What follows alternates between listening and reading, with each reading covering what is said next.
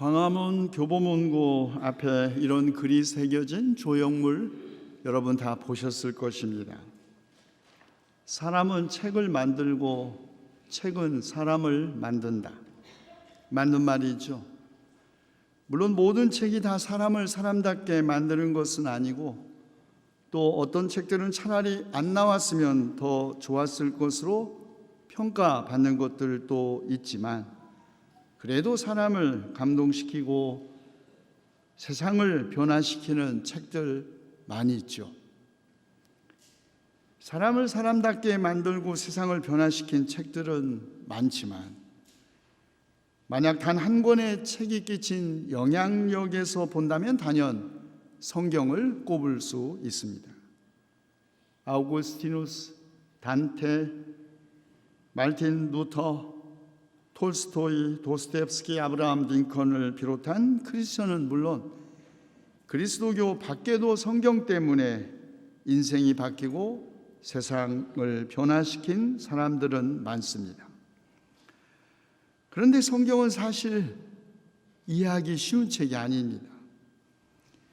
주전 12,000년경에 발전하기 시작하여 주전 4,000년경에 이르는 이른바 신석기 시대 혁명기, 메소포타미아, 그리스어로 유프라데스 강과 티그리스 강 사이의 땅을 가리키는 말인데 이 두 강 사이의 비옥한 초승달 지역에서 살던 사람들의 생활, 생각과 언어가 반영되어 있기 때문입니다.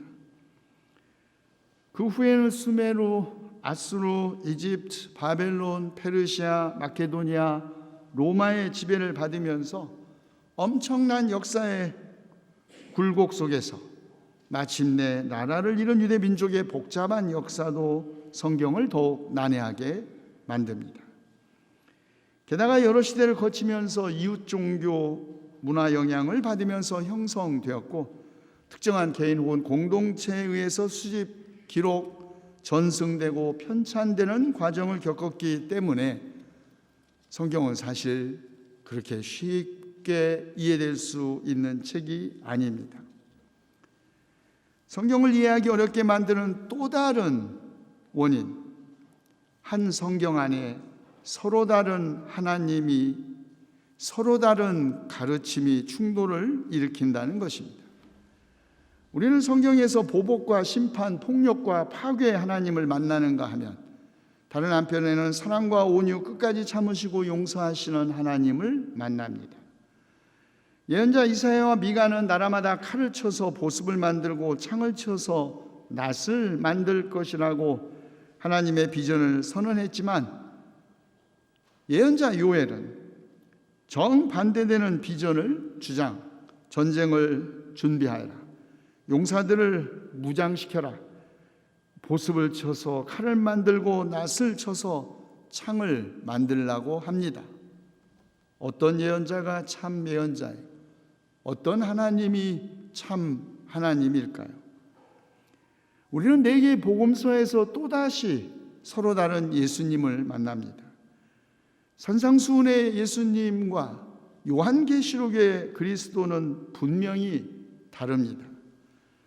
요한은 한편으로 하나님께서 세상을 지극히 사랑하셨다고 하면서 다른 한편으로는 세상에 있는 모든 것, 곧 육체의 욕망과 눈의 욕망과 세상 살림에 대한 자랑은 모두 하늘 아버지에게서 온 것이 아니라 세상에서 온 것이라고 말합니다. 어떤 요한이 우리가 귀 기울여 들어야 할 요한이란 말일까요? 성경은 이해하기 어려운 책이기도 하지만 성경은 위험한 책이기도 합니다. 성경을 읽기 시작하는 순간 우리는 그 안에서 놀라운 새로운 세계를 만나기 때문입니다. 성경에서 특정한 윤리적 규범이나 도덕적 삶을 위한 지침을 찾으려고 하는 사람은 곧바로 충격에 사로잡힙니다. 아담과 이브, 가인과 아벨의 형제 살인부터 이어지는 온갖 폭력과 음모, 그리고 모든 인간의 삶의 어두운 면이 여과 없이 그대로 노출되어 있기 때문입니다. 오래된 신화적 언어로 기록된 낯선 이야기, 등장하는 수많은 형태의 인간 군상들, 삶에 대한 탄식과 충만한 생명의 기쁨이 있는가 하면 고통과 치유, 십자가와 부활 사건 속에서 우리 존재의 터전이 흔들리는 경험을 하게 됩니다. 하나님의 말씀인 성경은 우리를 넘어지게도 하고 우리를 다시 일으켜 세우는 양날의 날이 선 검, 살아있는 오래된 미래이기 때문입니다. 오래된 그 이야기 속에 오늘의 우리 그리고 미래의 우리를 보기 때문이죠. 역사적 예수 연구가인 크로사는 그래 성경 안에 이렇게 상충되는 주장과 전복의 리듬이 분명하게 드러나 있는데 그렇다면 어떻게 성경을 이해해야 할까요? 성경 안에 있는 이야기와 사건들이 다양한 주장과 전복의 패턴을 보이고 때로는 모순되고 충돌되기도 하지만 그러나 성경은 여전히 하나님의 말씀을 담고 있습니다. 그리고 성경은 디모데 후서에 의하면 그리스도 예수를 믿는 믿음으로 말미암아 구원에 이르는 지혜를 준다고 합니다. 이 말은 그러나 성경이 곧 하나님의 말씀 자체이거나 성경 자체 안에 구원에 이르는 지혜가 있다는 뜻이 아닙니다. 성경은 오직 그리스도 예수와 관련되어 이해될 때에만 그리스도인에게 구원에 이르는 지혜가 된다는 것이죠. 왜냐하면 구원은 믿음을 통해서 오는 하나님의 은혜의 선물이지 성경 자체가 구원을 주는 것은 아니기 때문입니다. 그러나 어떤 사람들은 성경 자체가 구원을 준다고 주장합니다. 성경의 단어 하나하나가 모두가 하나님의 말씀이라는 주장을 우리는 성서주의라고 말합니다. 성서주의자들은 오직 성경만이 신앙의 유일한 원천이고 기준이라고 주장하면서 교회 전통과 신학을 인정하지 않습니다. 물론 성경은 신앙의 원천이고 기준임이 분명합니다. 그러나 유일한 원칙이며 기준이라는 주장이 성경의 학문적 탐구를 막는 도구마로 작용한다면 그것은 오히려 성경을 올바르게 이해하는 것을 방해할 것입니다. 디모데 후서의 저자가 모든 성경은 하나님의 영감으로 된 것이다. 독일어 성경을 보니까 하나님의 영에 의하여 주어진, 혹은 영어 성경을 보니까 God breathed 발음이 하나님의 숨결이 있는, 이렇게 번역했습니다. 모든 성경은 하나님의 영감, 하나님의 숨결이 담겨져 있는 말씀이라고 디모데후서 저자가 말했을 때 그것은 당시에 성경을 자기에게 유리한 방향으로만, 자기에게 이익이 되는 쪽으로만 취사 선택했던 영지주의자들로부터 성경을 지키기 위한 것이었습니다.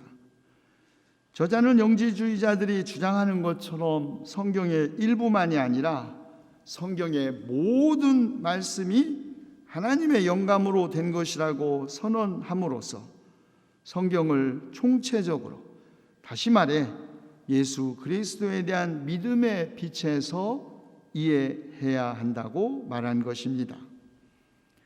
모든 성경은 하나님의 영감으로 된 것이란 이 말씀, 성경 저자가 무의식 상태에서 성령이 불러주는 대로 그냥 받아 썼고, 그러므로 성경은 1.1획도 틀리지 않더라는 축자 영감설 혹은 성서 문자주의를 뒷받침하는 주장이 아닙니다.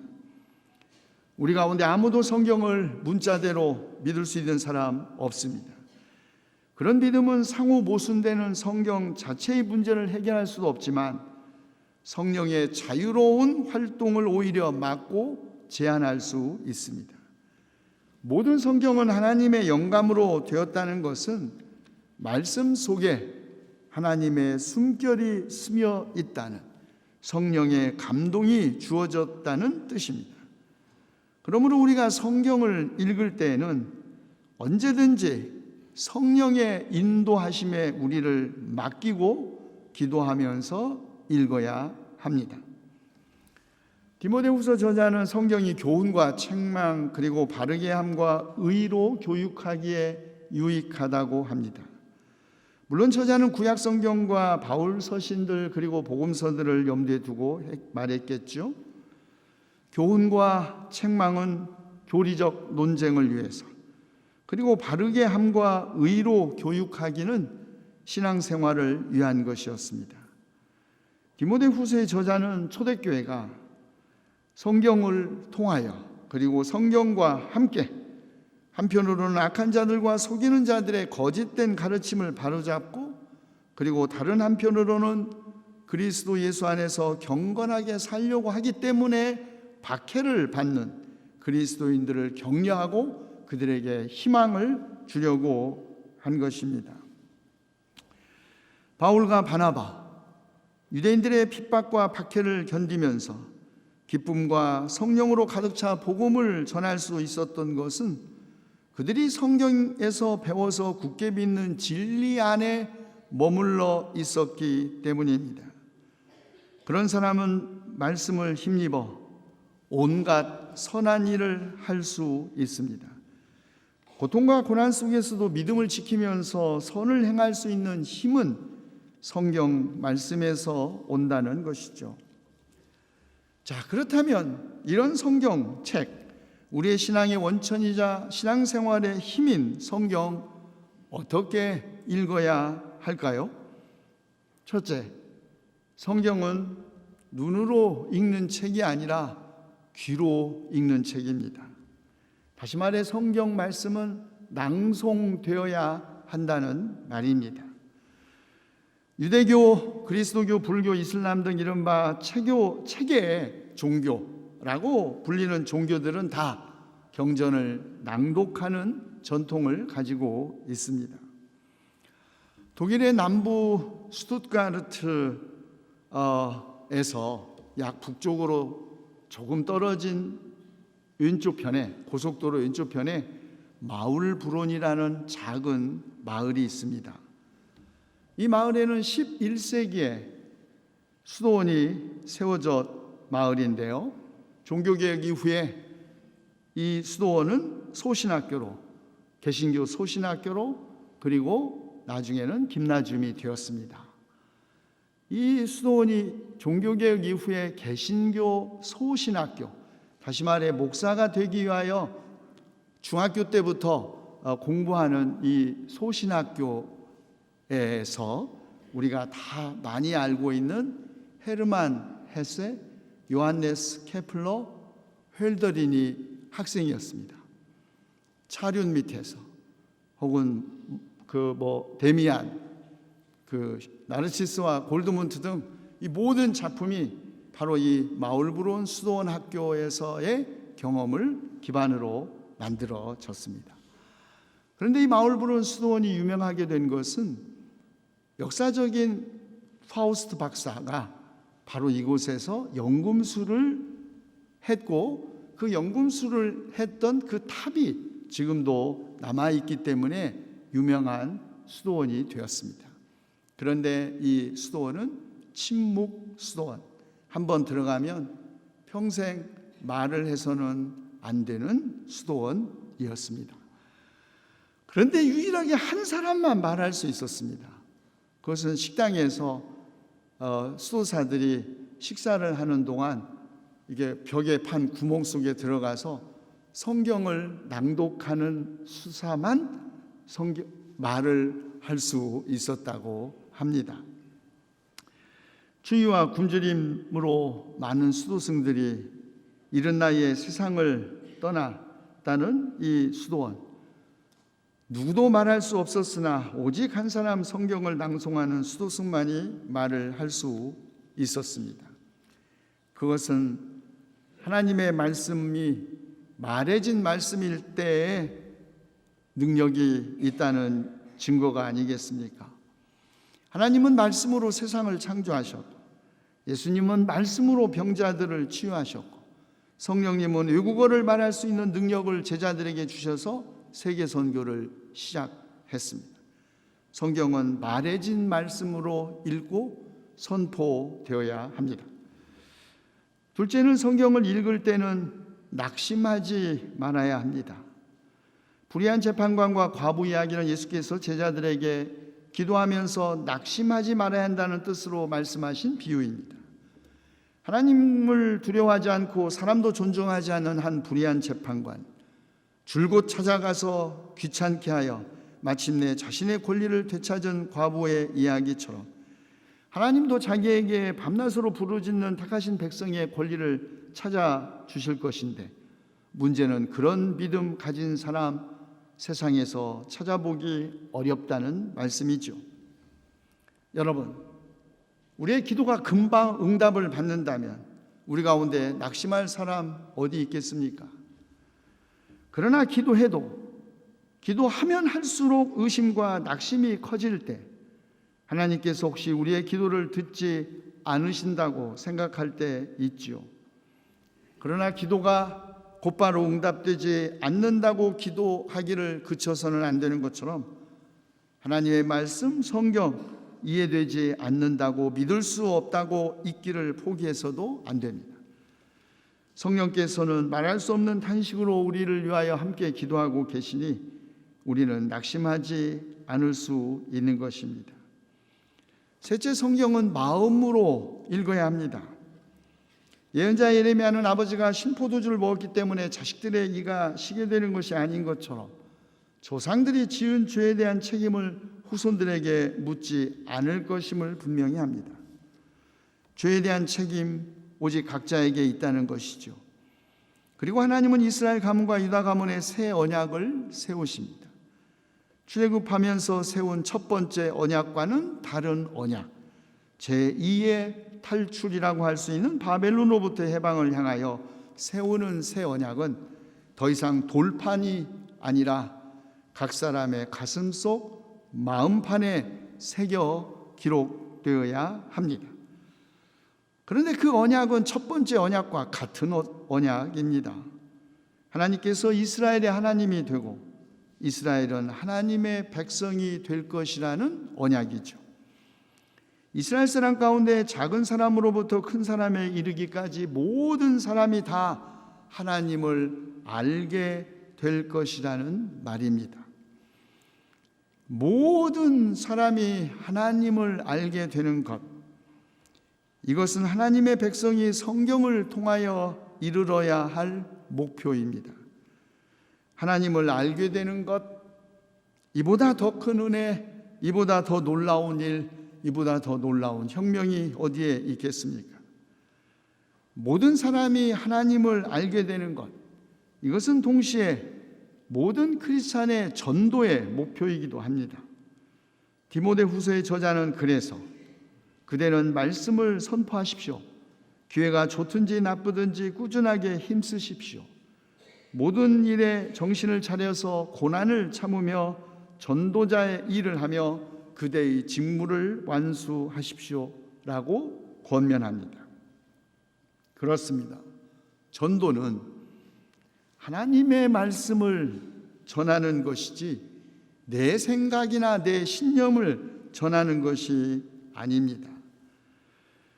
그런 의미에서 전도는 우리가 착하고 신실한 하나님의 좋은 크리스찬이 되기 위해서 하는 것이지 믿지 않는 사람들을 나쁜 크리스찬으로 만들려고 하는 것이 아닙니다. 어디에도 무엇에도 매여 있지 않은 하나님의 말씀, 살아있고 힘이 있어서 어떤 양날 칼보다도 더 날카롭고 그래서 사람 속을 꿰뚫어 혼과 영을 갈라내고 마음에 품은 생각과 의도를 밝혀내는 하나님의 말씀, 이 말씀이 우리를 구원으로 인도하는 지혜가 될 것입니다. 기도합시다.